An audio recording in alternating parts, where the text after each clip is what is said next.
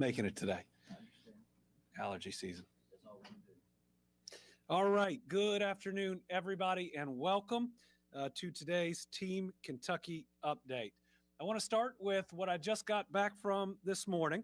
I was in Louisville, where we saw another terrific example of Kentucky's economic momentum.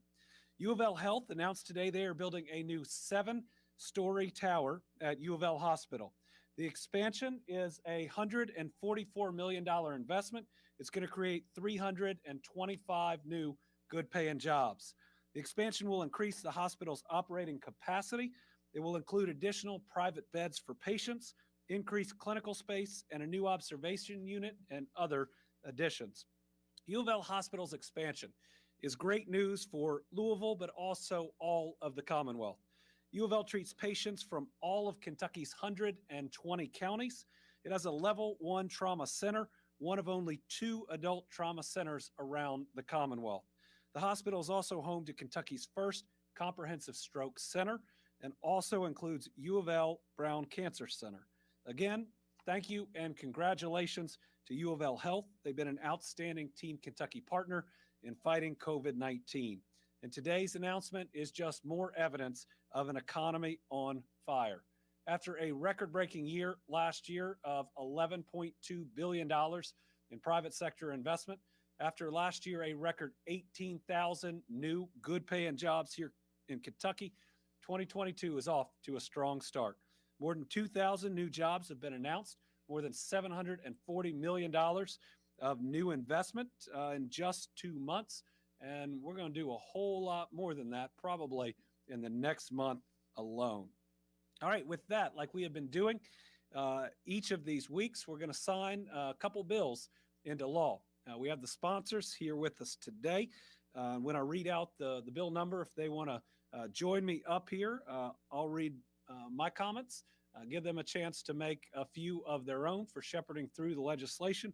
We'll have one where we got a whole bunch of students with us today, and they will help us sign it into law. So we'll start with Senate Bill 104. So today we have some good pieces of legislation to sign. First, we have Senate Bill 104. The prime sponsor is Danny Carroll, a senator who I don't think is here yet. This piece of legislation puts into state law something that's been otherwise in executive order, an Employment First Council.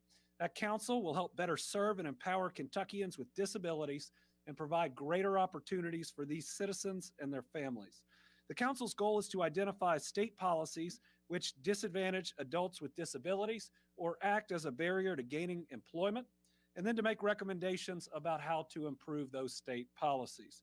Council will work hand in hand with the Office of Vocational Rehab, which works to help Kentuckians with disabilities to find employment and to maximize their independence. These two agencies will be working together to help our fellow Kentuckians build that better Kentucky where everyone counts, everyone is included. A great lesson of COVID is that everybody counts, and we can only prosper when we lift everybody up. And that's exactly what this bill does, especially for Kentuckians with disabilities. So I thought we would have Senator Carroll here today, but I'm going to go ahead and sign Senate Bill 104 into law.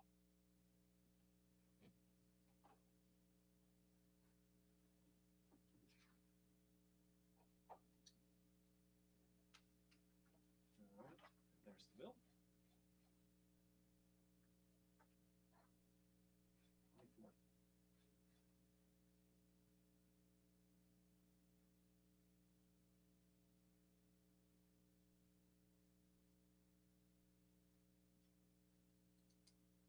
All right.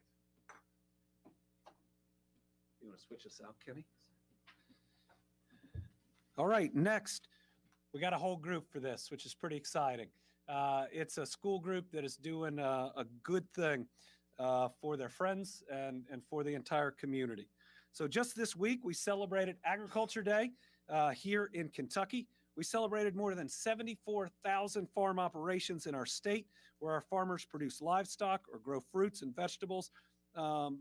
Do so much incredible work that feeds not only the Commonwealth, but so many states around us. We talked about how we have a big challenge to increase the world's output by nearly 60 to 70% by the year 2050 just to feed the world's growing population. That takes innovation and it takes good ideas, especially from our next generations. So our farmers have put meals on our tables and clothes on our backs, and today, by signing House Concurrent Resolution 47, sponsored by Representative Deanna Frazier Gordon of Richmond, we are further supporting our Kentucky farmers by encouraging local school districts to purchase available goods from local farmers and producers. You've heard of farm-to-table restaurants. Well, this is farm to schools. And we have some amazing students here today with us from Madison Central High School. I think they were one of the first schools to get a container farm as well, from App Harvest, to learn a whole lot about farming of the future and how their iPhone can connect them even with nature and help us to improve our yields, to ultimately meet our, I believe, faith obligation to feed those in need.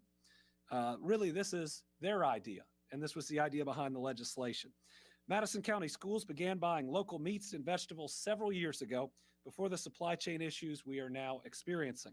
Not only are they getting the benefits of students and staffs eating healthy, fresh local meats and vegetables, students are also being educated on the value of Kentucky's farms and the values of supporting local foods. This was also a great way to support local economies and understood that a local supply chain is critical long before we all had to learn that. So first, I'd ask Representative Deanna Frazier Gordon to join us for a few comments, and then we want all the students that are here from Madison Central to help us sign it into law.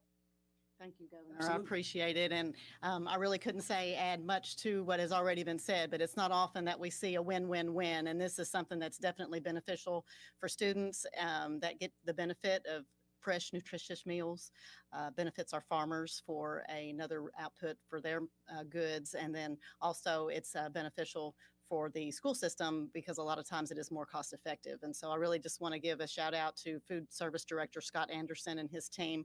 And we encourage other school districts to adopt this model. All right. So we've got a big group. I think I'm going to sign this one at the podium so we can get as many people possible up here. So come on up.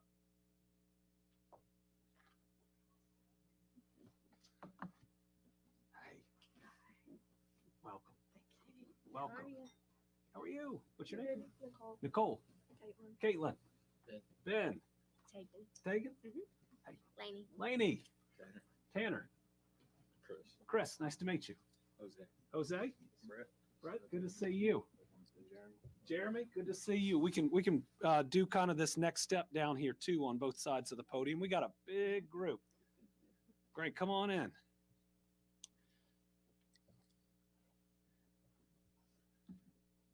Pretty neat. Learning about government today, and it just turned out that we had an opportunity to do this. That's right. So, House Concurrent Resolution 47, Very good. and this is the actual law, not a ceremonial signing, but you can see you've got the signatures of the Speaker of the House, the President of the Senate, of the Clerk, and that's when it comes to me. So, this is how we make it law on the 24th.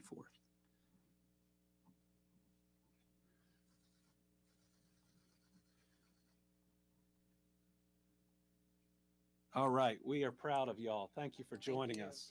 Thank you, Governor. Absolutely. I appreciate your support. Absolutely. Thank you all. Thank you. Thanks for you. leading, right? All right. Nice to meet y'all. Nice to meet you. This is a little more fun than a COVID briefing.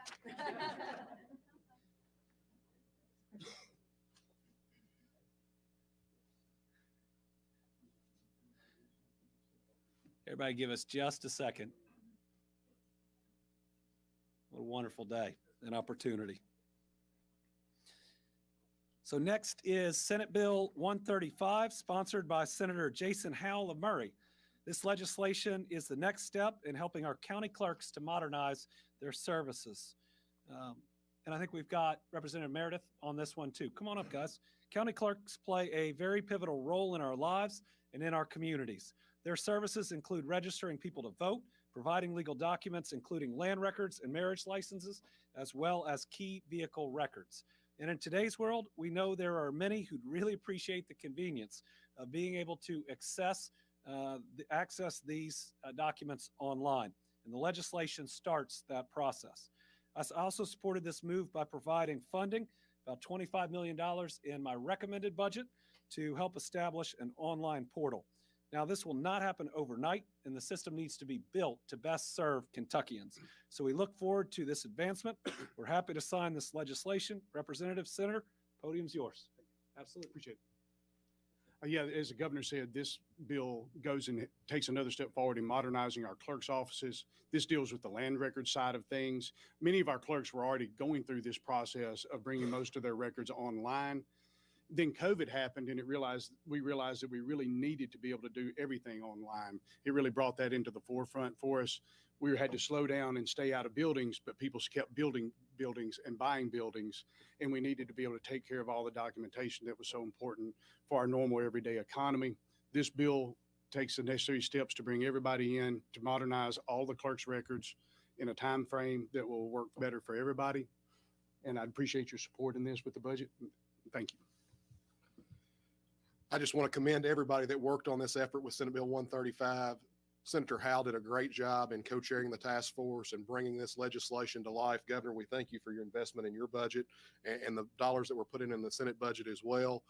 This is going to bring us into the 21st century in our clerk's office and ensure, we hope we never deal with another pandemic like the one we've seen. Tornadoes. But if we do, we'll be taken care of, and these documents will be online so that everybody can continue commerce and continue moving property down the road and having those transactions good and secure. So thank you all very much.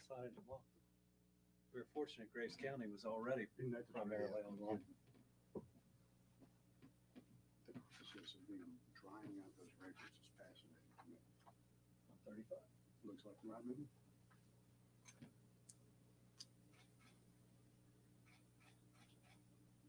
All right, here we go.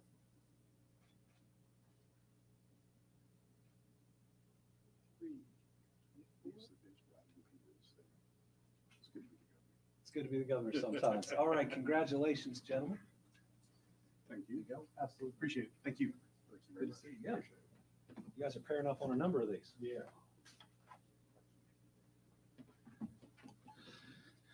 All right, now on to Senate Bill 106.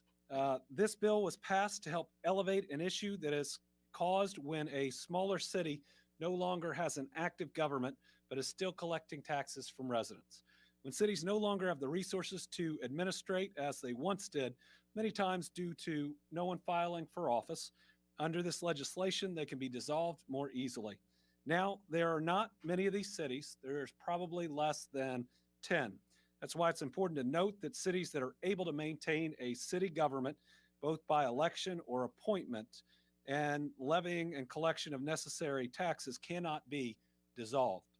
Local media has documented this issue, and it's been reported that in some cases, a city may have more than $100,000 in tax money collected with no way to spend it because there are no public officials. Now, under this new law, these funds will be able to be spent to help these communities, which is what the residents want. The bill also outlines safeguards to ensure that a city is never dissolved if it's doing a good job and serving its citizens.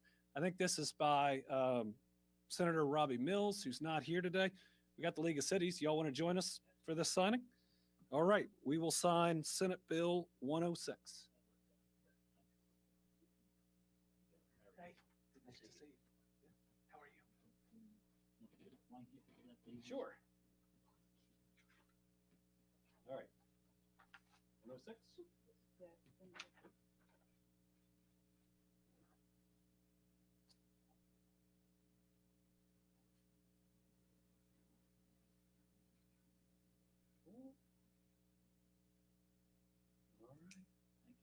Appreciate it. Good to see you. Congratulations. Y'all can share. Right? Give it to Robbie. There you go.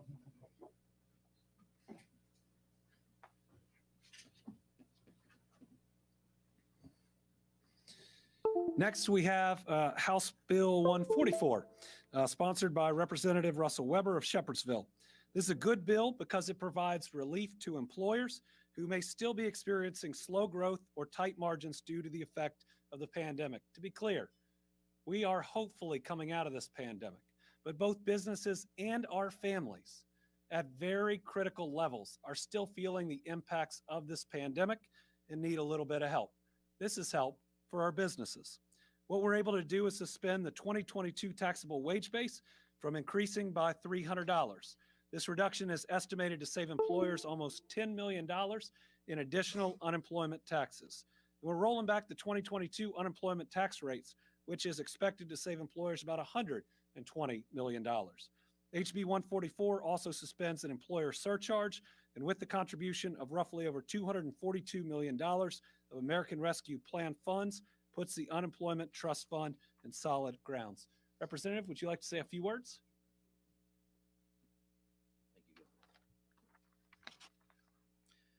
Thank you, Governor Beshear, advocates, and business leaders for your vision and support in fostering this notable piece of legislation. I want to thank everyone for being here today. For 2 years, our Commonwealth has grappled with a pandemic unlike anything seen in more than 100 years. And while a lot of things haven't exactly been clear, and there have been disagreements along the way, I'm proud to stand here with you today as Governor, you sign this bill into law. We must confront and tackle the state's larger challenges together. It is important we take a moment to recognize how far Kentucky has come since the world first shut down. In the blink of an eye, our state's economy changed drastically. Mandates forced businesses to shut their doors. Hundreds of thousands of Kentuckians lost their jobs, and the unemployment insurance claims skyrocketed to historic heights. All told, the General Assembly has a great responsibility for the issues that impact Kentuckians across the state, from the hills of Appalachia to downtown Bowling Green and west to the Purchase area. But as our state continues to navigate unprecedented economic recovery, we must remain mindful of the lingering financial impact of COVID. Kentucky employers already grappling historically high inflation, supply chain bottlenecks, and a depleted talent pool now face a new crisis, a jump in their unemployment insurance tax assessment. Last year, we took the first step in protecting businesses and froze rates before they saw a massive tax increase of $100 per employee.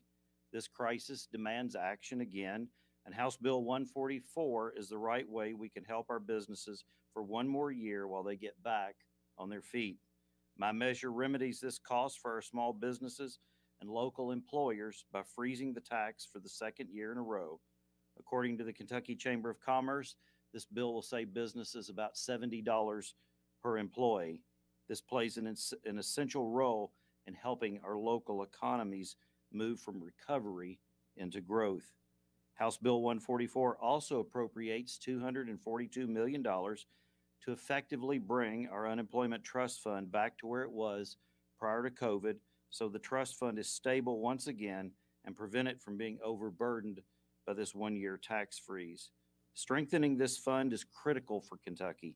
At the end of the day, we are providing the tools our state needs to thrive, making sure workers have benefits when they need them, all while improving employers' capacity to create more jobs and hire more hardworking Kentuckians.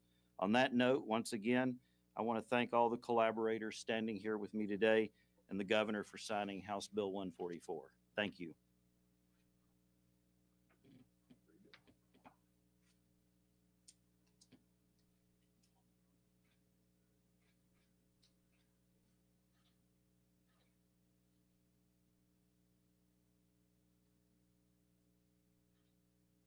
Congratulations.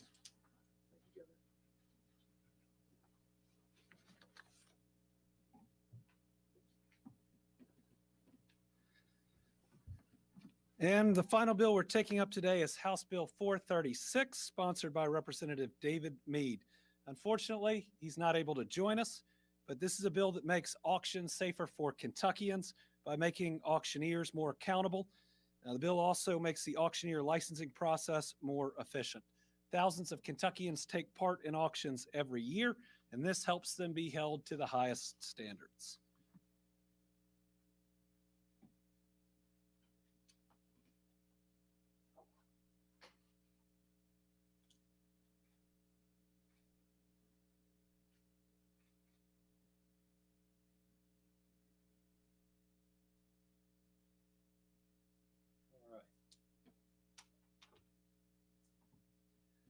That'll conclude our bill signings for today. I was heartened to hear that our goal is not just to help our businesses in need, but also to make sure our workers that fall on hard times have the benefits that they need. I hope we can come out of this session with some form of a safety net still intact. When Kentuckians are knocked down, we ought to be helping them up. We do not have generous benefits here in Kentucky. They are in line with just about everybody else. But when somebody loses a job through no fault of their own, and we make it that much harder to get back on track, we don't help our workforce, we hurt it. All right, over the last week, I also had the opportunity to visit several Kentucky communities and deliver good news in the form of awards to fund infrastructure improvements that are so important to our people and for our future. The grant funding awards are coming from a variety of sources, from the Cleaner Water Program that we reached agreement with for the General Assembly, as well as the Kentucky Transportation Cabinet's Transportation Alternatives Program, that's called the TAP program, and community development block grants, as well as recreational trails programs. So last Thursday, I was in Bowling Green to announce $1.6 million in TAP funding to the city of Bowling Green to rehabilitate their historic College Street pedestrian bridge. Very important to the city. Also $25,000 from the recreational trails program to Warren County. They are developing a dual slalom course and bike skills course at one of their parks to attract so many people to want to come and live in Bowling Green, but also to participate in competitions. It was really exciting to hear the enthusiasm in their parks director. On Friday, I was in Inez, and we awarded $410,000 in cleaner water programs for Martin County. This is a water district that has needed help and has, for many reasons, struggled. What I do want to say is it now appears that everybody, from the concerned citizens to the district, are communicating, are trying to work together and trying to make progress. So you, in many ways, rightfully, hear about the challenges in the district. What we don't talk about is the people working really hard to try to make it better. So I hope this helps them to make a difference. Also, we were in Johnson County with a $300,000 community development block grant to expand and upgrade W.R. Castle's fire station. We were also at and these are amazing folks. This is a volunteer fire department that serves a large area that keeps everybody safe, and this makes sure that they have the equipment they need. We were also at one of the first build-ready sites, or the newest, under one of our programs in Johnson County. We hope to attract a great employer there as quickly as possible. And then yesterday, I was in Arlington, in Hopkins County, and in Greenville, in Muhlenberg County. We were able to award $2.8 million in cleaner water program funding to Hopkins County and Muhlenberg counties, and it was to all different towns and cities that were there. Also $275,000 in TAP funding to the city of Nortonville. It's going to make their sidewalks ADA compliant so everyone in that town can enjoy that town equally and no one is left out. We also recognized a young man in Hopkins County named Noah. He came up with the idea of a memorial garden in Dawson Springs to recognize and remember those that are lost. He won he won a national grant of several $1,000s. Listen, this is a smart young man with a big heart, and we are really proud of him. And this is his entire class that's going to help make it possible. It was real special. And over on the side is a family that lost family in that tornado event. They are working with this class, and to hear from them what it means, especially coming from the youth, is pretty special. So those are some great students. Those are some great teachers and parents. Those are great Kentuckians. Today, I'm also excited to highlight millions of dollars awarded to help our incredible tourism industry. We announced this $8.9 billion industry brings more than 67.8 million people to Kentucky every year. The tourism sector supports economic growth in rural and urban communities in Kentucky, and it's become a magnet. for people to move to Kentucky. They come for the tourism. They see how special Kentucky truly is. And then, especially for remote workers, they pack up and they join us here on Team Kentucky. So yesterday, we joined members of the General Assembly to distribute $5.3 million to 103 organizations across 88 counties. More than $4.6 million will be directly awarded to tourism and destination marketing organizations. The additional $678,624 will go directly to the 9 tourism regions, which will ensure this investment touches nearly every county in Kentucky. Among the awards, the Western Waterlands Tourism Region, which features the communities impacted by those tornadoes, will receive $376,335 to reinvigorate tourism in the region. The Caves, Lakes, and Corvettes region, which includes Bowling Green, will receive $347,052. We can and we should do more to further support tourism, especially our state parks. My budget proposed $200 million in one-time funding for modernization efforts. We got the best of the best amenities at our state parks so that we can attract anyone and everyone from around the world to come join us, see how amazing this state is, hopefully stay for a while and spend their dollars, but later maybe locate their company in that place that they really loved. My budget additionally dedicated $10 million in ARPA funds to boost Kentucky's tourism through a targeted marketing campaign, and I believe it's the Senate or House's version of the budget that has significant dollars for tourism as well. I encourage them to keep that in their budgets. All right, next we want to provide an update on our efforts to help those displaced by December's deadly tornadoes in Western Kentucky. Since the tornadoes devastated Western Kentucky in December, our state parks have provided temporary housing. They were going, the rangers, and picking people up that very night or in the morning and bringing them to shelter, feeding them in the most difficult time of need. We had, at the height, more than 800 individuals and 250 first responders. We have been working really hard to find people more permanent solutions, move people into travel trailers, or find them alternative lodging while they rebuild. Today, our state parks are now down to 89 displaced Kentuckians. We've worked through this process, which, yes, can be difficult, with compassion, providing a significant period of time to provide for emergency needs, and now trying to move people back towards self-sufficiency. The individuals that we're still housing are primarily at Pennyrile, which is located near Dawson, which was hit hard. About 70% of all residential was wiped out in that town. I love that town. And I said from day one, we're going to rebuild it, and every other community that has been impacted. As I mentioned, the transition includes medium-term housing options like travel trailers made possible through the Commonwealth Sheltering Program. As of yesterday, people from 61 households were occupying 62 trailers. That's because one household's so big, they are occupying 2 trailers.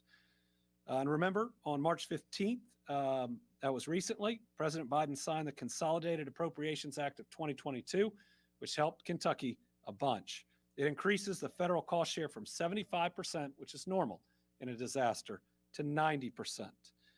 5 Kentucky disasters are actually included in that time period. So this is going to save the Commonwealth and those communities tens of millions of dollars in the least. We are grateful for our federal delegation pushing for this. We are grateful for the president signing it. We have also finalized the dates for the period of time that the federal government will cover 100% of expenses. This was an extraordinary request that the president himself agreed to and, in fact, signed when he was touring Mayfield and Dawson Springs. So the time period selected for Category A, that's debris removal. Those are the biggest costs. December 27th, 2021 to January 25th, 2022. That's the period of time the federal government is going to pay 100%. And then Category B is sheltering, emergency operations, evacuation, and search and rescue. And a lot of that was the more emergent when we had a whole lot of EMS and first responders coming in from different places. So the period of 100% covering of that that we are going to identify will be December 12th, 2021 to January 10th, 2022. We were able to have most all of the county judges and mayors that were impacted on a call to talk to them about that. I think we reached agreement and talked to several others that weren't able to make the call. All right, we'll finish up or nearly finish up going over where we are in COVID. First, I want to talk about Omicron BA.2. That is the new variant that has been in the news. So the subvariant has now been confirmed in 29 Kentucky residents since the first week of February. These residents are from 13 different counties. Molecular sequencing is performed on only a small subset of cases, so there have likely been many more BA.2 infections that haven't been confirmed. According to the CDC last week, approximately 35 cases that went through molecular sequencing are coming back as BA.2 nationally. What that means is we are probably at that or close to it. We have been a couple weeks behind some of the trends we have seen in other places. But it is too soon to know whether BA.2 will lead to excess hospitalizations or deaths. BA.2 is detectable using PCR or rapid antigen tests. It's not known if it causes more severe disease or is more resistant to natural immunity or vaccine-induced immunity. Based on early studies, it's thought to spread faster, be more infectious, and replicate more efficient than the original Omicron, which would make it one of the most contagious viruses in at least in our lifetimes, if not what we know of human history. But we do not necessarily have evidence that it is going to harm people any more than Omicron, and we certainly hope less. As always, we'll keep you updated in real time as we find out more information from public health officials and scientists, but we know this: get vaccinated. We know that getting vaccinated will provide a level of protection, especially from hospitalization, from severe disease, and from death. You can also wear a quality mask when you are concerned. You have that information to be empowered to make your decision and not let any pressure out there get to you in making the right decision for you. Let's look at our stair-stepper chart for just a minute of overall cases. What we saw is last week was less than the week before. It is good to see week-over-week decreases. We'll be watching very carefully the information that will come out in the next week, and certainly we'll get our new map from the CDC later tonight about, you want to show the map on who is in the green, who is in the yellow, and who is in the red. Now, if we, in our minds, went back a week or 2 weeks, there was a lot less green and a lot more yellow and a lot more red. You know, the red is receding, though it is receding a little slower than we'd like to see, and a lot has turned green. Now, this map is a weekly map, and so, for instance, Franklin has gone from green to yellow. These things are going to happen. But we still have enough tests coming in that we think we can make this accurate. And this is a tool on our website that you can go to make decisions about where you're headed and what type of precautions you might want to take. Just like the stair-stepper chart for cases is generally good news, though maybe the decline is slowing. But as long as it's still declining, it is good news. The positivity rate is even better. Real steady decline and noticeable decline since our peak. That, of course, is a leading indicator. But let's look at the best news. So we talked about we still do have a number of cases. Maybe they're not declining as fast as we'd like, but look at hospitalizations. This is a wonderful graph, at least in the last part. I mean, it shows you that Omicron put almost as many people in the hospital as Delta at its peak. But look at that downward decline. We are almost, in terms of hospitalizations, back to last summer, which is the best period of time that we have had during this pandemic, one where we could all take a breath. We want to continue to see that declining. And if we look at ICUs, same great decline, also already pretty much down to where we were last summer. Part of this is because Omicron didn't put as many people in the ICU, which we are grateful for. But we love seeing how low that number has gone. And I hope and I pray that maybe it can get even lower than we were last summer. That'd be something we could all celebrate.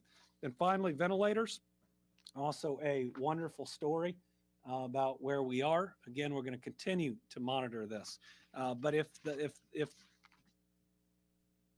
COVID is not itself or through major vaccinations going to disappear entirely, if we are going to learn to live with it, the important thing is we're doing what it takes to prevent hospitalization, severe illness, and death.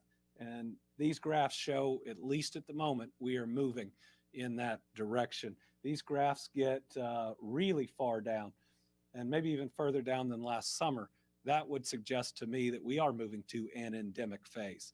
But remember, the pandemic is not done with us yet. There are variants out there, and we've got to stay at least aware. And if and when CDC and others say we need to get another booster, we need to get it. So get vaccinated. If you haven't gotten your booster yet, please go get it. If you've had COVID since your vaccinations, but before your booster, talk to your doctor about when to get it. Again, living with a virus is not the same as ignoring it. And living, as opposed to dying from a virus, means taking the steps that protect you and protect your family. All right, Team Kentucky All-Stars. We have a couple because this was a week filled with amazing young people, and I think I named all of them Team Kentucky All-Stars in the midst of the week. So today I'm proud to announce two special groups of Team Kentucky All-Stars who I got to meet in person this week. First, I want to recognize the incredible middle and high school students who competed in Kentucky's statewide academic competition, the Governor's Cup, this past weekend. These students have worked hard and sacrificed so much through the pandemic, all while staying dedicated to their goals. I was glad to see them back in person, competing with their classmates and their friends, and they had fun. You know what? So did I. Special group, 1,000 plus. And I want to give a shout out to the Kentucky Association for Academic Competitions Executive Director, John Bennett, who's retiring this summer after 30 years of service. And on a personal note, my aunt, who we lost last year, this was one of her major projects when she worked in education. Staff all talked to me about missing her afterwards, and she made sure that my dad went to this every single year he was governor. And I'm proud to tell her that in the first year we were able to do it in person, I was there. Next, I want to thank the Girl Scout troops from across the state who visited the Capitol this week as we signed a proclamation to celebrate 110 years of Girl Scouts. Let's get to the most important question for all those watching. Yes, there is still time to buy Girl Scout cookies. Keep an eye out for the cookie booth near you. And remember, this is a program that not only raises money for great causes, it teaches them entrepreneurship skills. It teaches them to ultimately be able to look somebody in the eye, even at their age, and ask them to help support the Girl Scouts. These girls came together in Frankfort to advocate for the causes they believe in. They're gaining skills they need to follow their dreams starting right now. And they're learning how to lead their own small businesses. That's right, they're all entrepreneurs already. And they're not young leaders. They're not future leaders. They are leaders. They're already changing their communities for the better. They complete service projects and earn bronze, silver, and gold awards. And they're setting the example for Team Kentucky. Thank you to Maggie Elder and Susan Douglas, the CEOs of Kentucky's 2 Girl Scout councils, for helping people reach their full potential. So here's the thing. Our Governor's Cup students and our Girl Scouts, again, they're not future leaders. They're already leaders. From the sacrifices they made in the pandemic, which have saved lives, these folks at their age have saved lives maybe no other generation can already say that. And especially with the organizations that they're in and the extra purpose that's there, I think this has a chance to be the most special generation that we have seen in Kentucky, and the things that I believe they're going to bring to the future, to their jobs, is going to be pretty amazing. So it's my honor this week to name them our Team Kentucky All-Stars. And with that, we will open it up to questions. We have 2 journalists right here, and I think about 5 on the phone. So we'll start with Karen. Thank you, Governor. First of all, you talked a lot that when the state of emergency ended, you were concerned about the loss of SNAP benefits. Will this also affect any funding, COVID funding to hospitals or medical facilities? And then the other, you talked about the map. Are you pleased with the new weekly map, the color coding? Do you think that works for it moving forward? I am pleased with the new color coding on the map because I believe we're moving in the right direction. We're not going to get there all at once, and different counties or regions at different times are probably going to switch colors. But what it says overall is, first, the whole state in red. And we've been there for a long time. And second, it really gives good data to people if they're traveling or where they are to make good decisions. But I believe this is as green as I have seen the map. Now, certainly, I believe last week, almost all of Eastern Kentucky was red. We'd like to see a lot more of it green, but we are seeing progress. My belief is you will see more green and more yellow, at least more yellow next week. So at least in my view, we are moving in the right direction. It's just every region of the state isn't moving there as quickly as others. So if I'm in Eastern Kentucky, I want it to improve more rapidly, but it is moving in the right direction. On the funding side, because the General Assembly ended the state of emergency, Kentuckians will get at least one less month of emergency SNAP benefits. That means for 500,000 Kentuckians, mainly children and seniors that go hungry, they're going to have $100 less to buy food at a time when food costs more. I think that's wrong. I think it's wrong. And it's not worth any political point that someone's trying to make to take food off the table of those that need it. We've communicated with the federal government, and they say you have to have some form of a state of emergency. And in Kentucky, only the governor can make a state of emergency. And the bills that were passed prevent the governor or anybody else from declaring a state of emergency on the same topic after one has expired.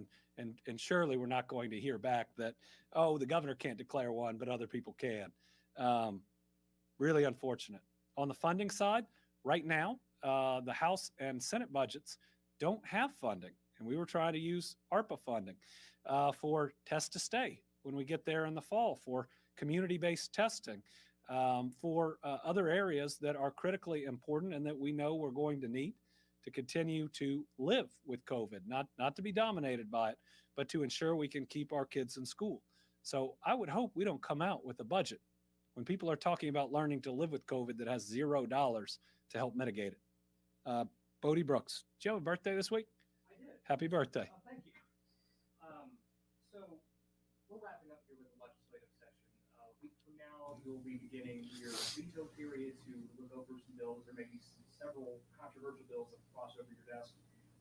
Just in the past week, we've seen bills dealing with an abortion omnibus bill. You talked about your position on charter schools. You may have a budget with no pre-K funding. Putting SROs in schools, several gambling bills. I'm just curious what your thoughts are as we are wrapping up the legislative session. Well, as we wrap up the legislative session, my thoughts are there is still time to do good things for people.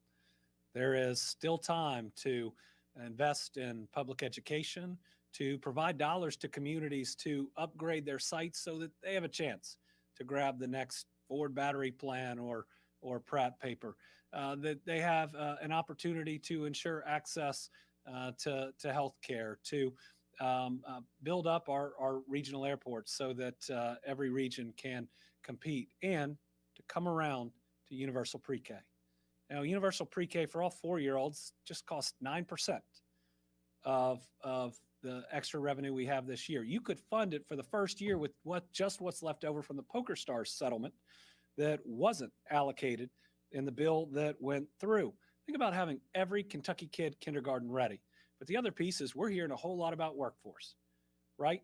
And we're seeing a lot of bills pass that hurt our safety net, claiming that it's going to help workforce.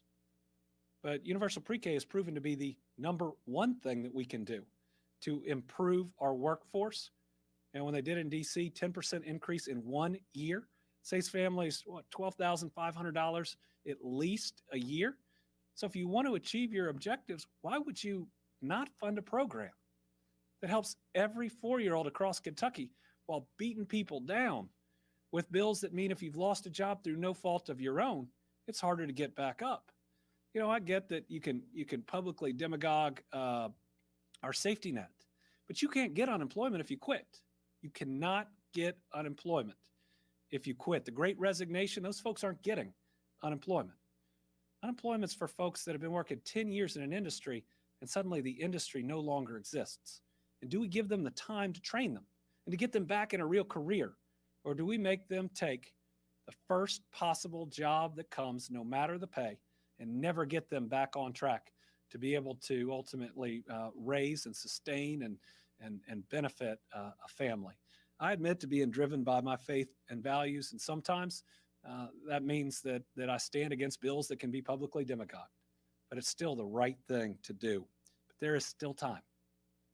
You know, we have more money than ever before in this budget in recurring revenue. We can do amazing things for our people. And if we love our people, I know I do, we should do that. But why, in a session where we have more resources than ever before, would we be taking them away from the ones in need? So I'm going to remain optimistic, at least until sine die, and we definitely need a budget if we're going to operate the government. Final thing I'll say is concerned about the number of bills being passed that put huge new duties on cabinets or areas that already don't have enough people, right? The cuts to benefits in, I think it was House Bill 4, are going to require significant additional people. Think about this. This is the unemployment office where we didn't have enough people to process claims, and we still don't. And suddenly you triple the work, but you don't give $1 additional to have more people to do the work. So not only do I disagree with bills that I think are cruel, if you don't fund them, we can't make it work. And ultimately, you're just setting the part that's supposed to administer the safety net up to fail as well. So as that budget comes around, listen, if we're given a bill that we have to implement that has all these other things, we've got to have the dollars necessary to do it as well. Tom Latek. Thank you, Governor, and good afternoon to you. I'm going to go in another direction. As I'm sure you're aware, Kentucky Power is they have a pending sale to Liberty Utilities. The Legislative Mountain Caucus and the Attorney General today have both come out against that sale. I was wondering what your thoughts were, and is there anything you can do? Well, I hope that the caucus and the Attorney General will engage in significant discussions. My question is, what's the alternative? You know, Kentucky Power has been in a spiral for the last decade, increasing their rates on the people who can least afford it, with no real investment in the area. And as rates go up, fewer people can pay for it. So then they have fewer dollars coming in, and thus they raise rates again. You know, it's easy to say no to a move, but what's the other move? And so I'll be anxiously awaiting the thoughts of the Mountain Caucus and the Attorney General at what Kentucky Power can and should do now if the merger doesn't move forward, because Kentucky Power is not in a place, at least as it is structured right now, to be able to provide reliable and affordable energy. Melissa Patrick, Kentucky Health News.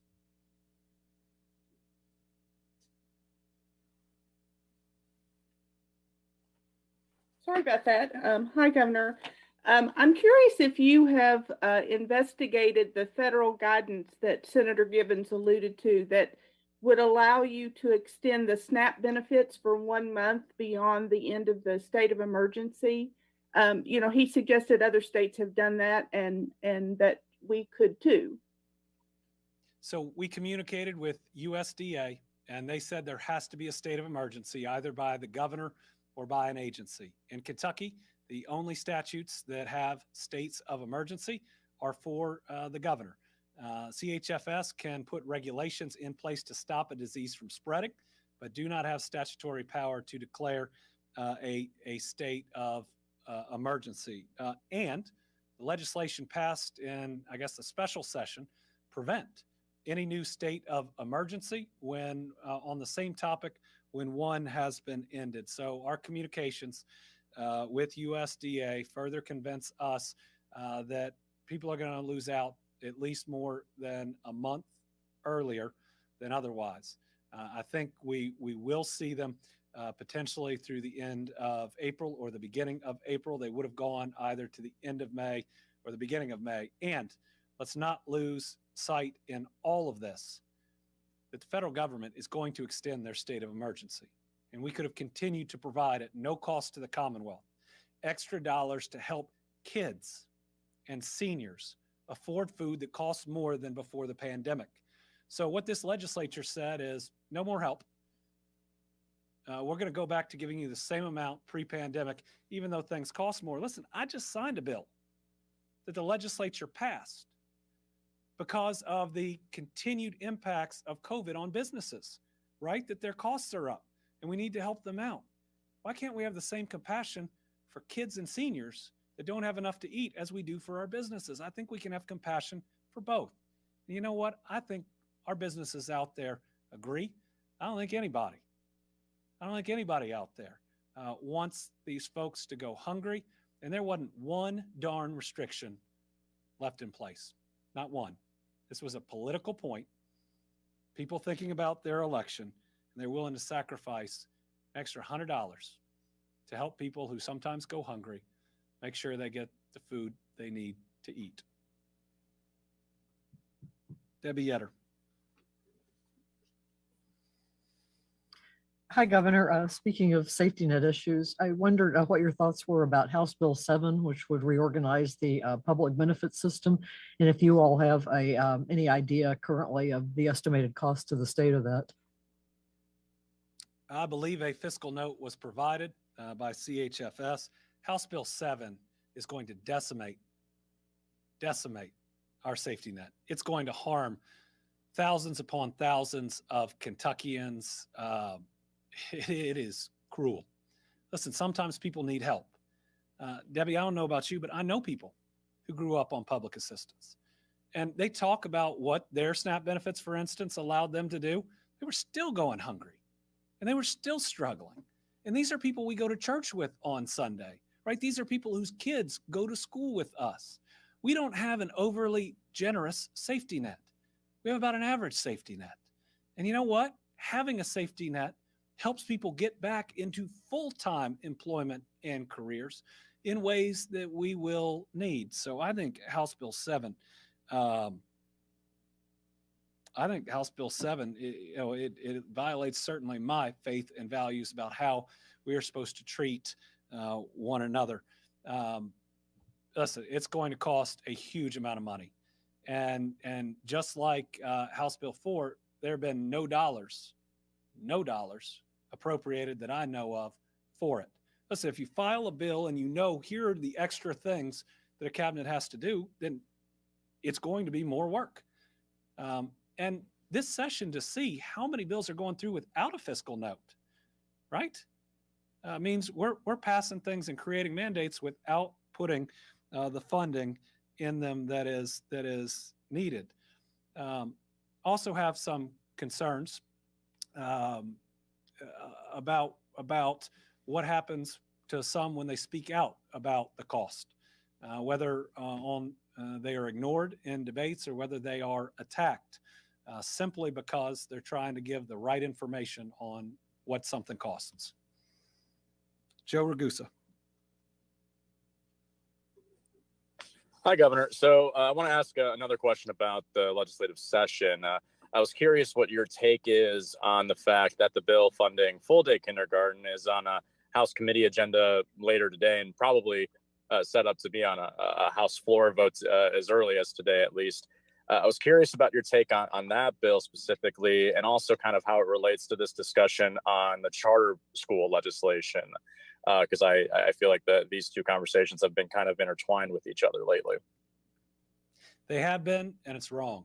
It is wrong to use the education of a 5-year-old as a bargaining chip to get something that you want. We have a duty, and I believe it's a constitutional, moral, faith-based duty to provide a good education for all of Kentucky's kids. And if someone is threatening not to include funding for 5-year-olds and their education to get something else, It's absolutely wrong. There have to be some lines, right? It feels like every line is crossed. There have to be some lines about what we start all these negotiations saying, of course, we're going to do these basic things. Bria Jones.